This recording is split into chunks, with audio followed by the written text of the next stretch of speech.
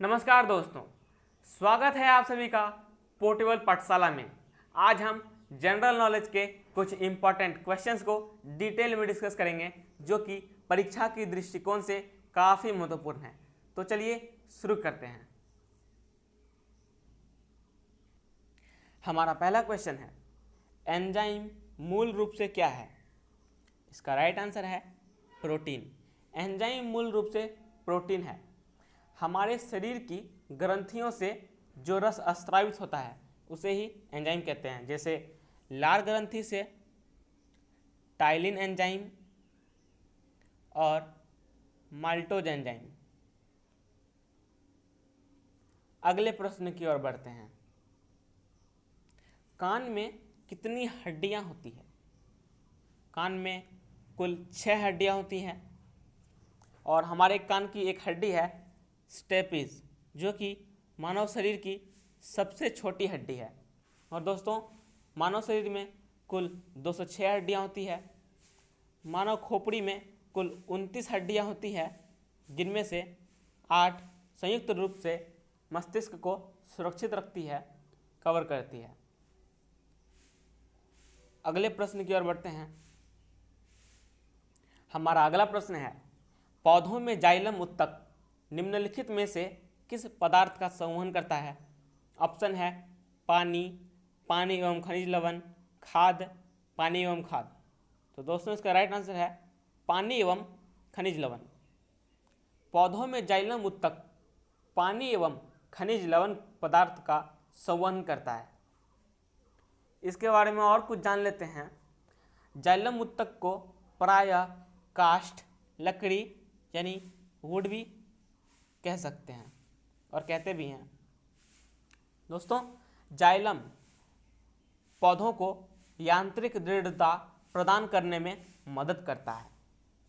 पौधे की आयु की गणना जाइलम उत्तक के वार्षिक वलयों को गिनकर ही किया जाता है और पौधे की आयु जिस विधि से ज्ञात की जाती है उस विधि को डेंड्रोक्रोनोलॉजी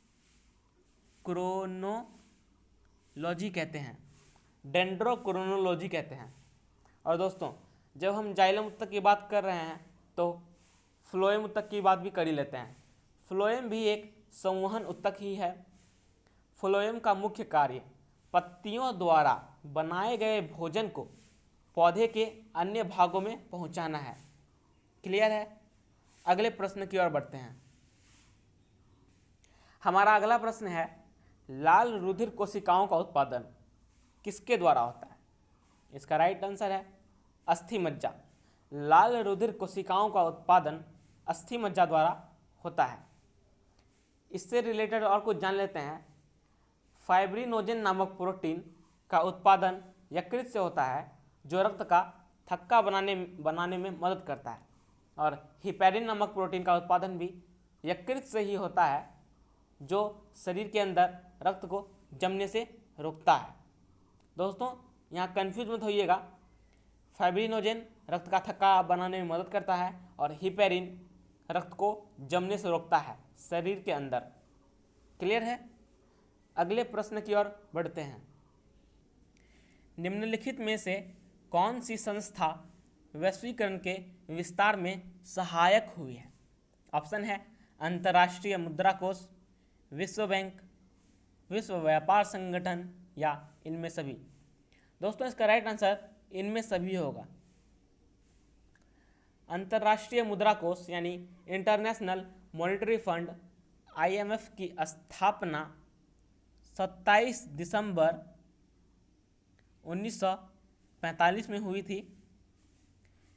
इसका हेडक्वार्टर वाशिंगटन DC अमेरिका में है और इसके अध्यक्ष वर्तमान में क्रिस्टियाना जॉर्जीवा हैं।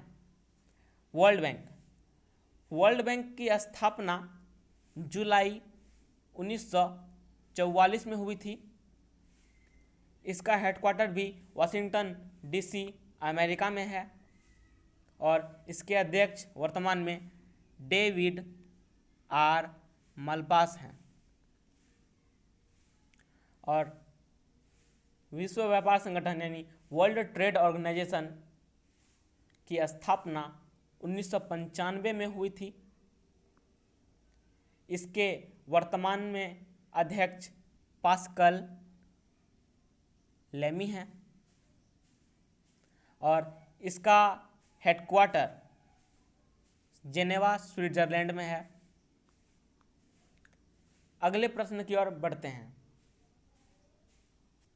उपभोक्ता शोषण के प्रमुख कारण हैं।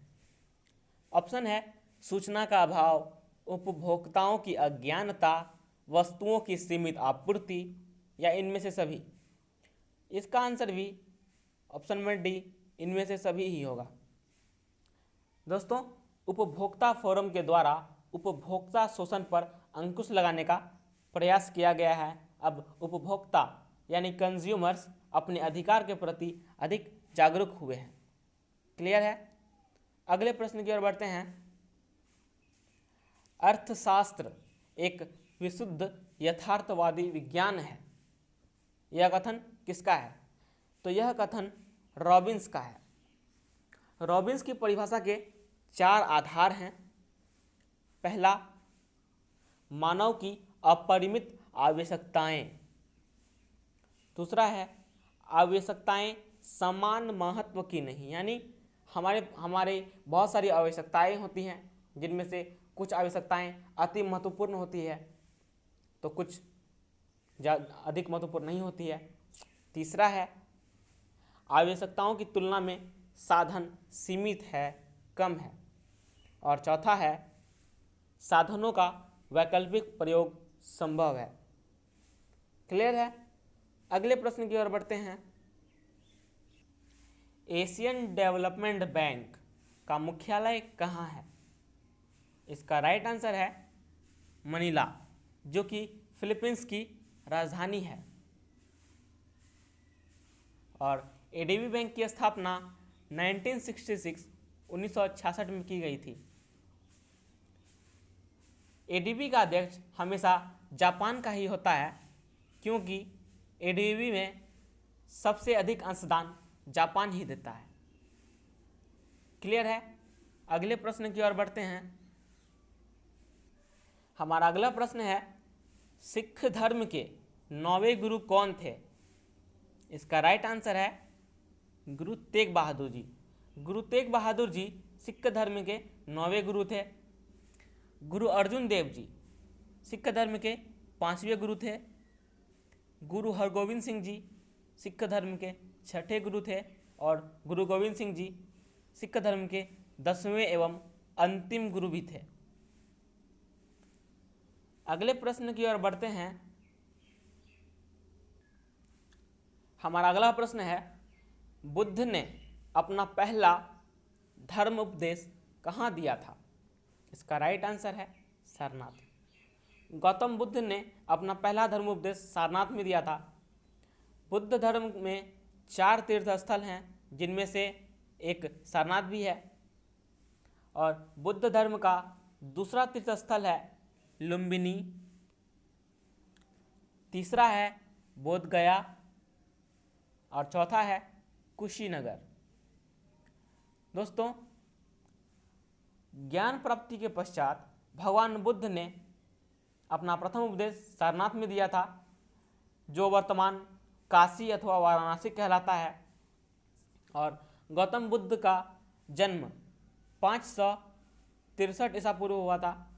इनकी मृत्यु 483 ईसा पूर्व हुई थी। तो दोस्तों, वीडियो आप सभी को कैसा लगा हमें कमेंट में ज़रूर बताएं। अगर पसंद आया हो तो प्लीज़ लाइक करें, दोस्तों के बीच शेयर करें और चैनल को सब्सक्राइब जरूर कर लें। मिलते हैं अगले वीडियो में। धन्यवाद।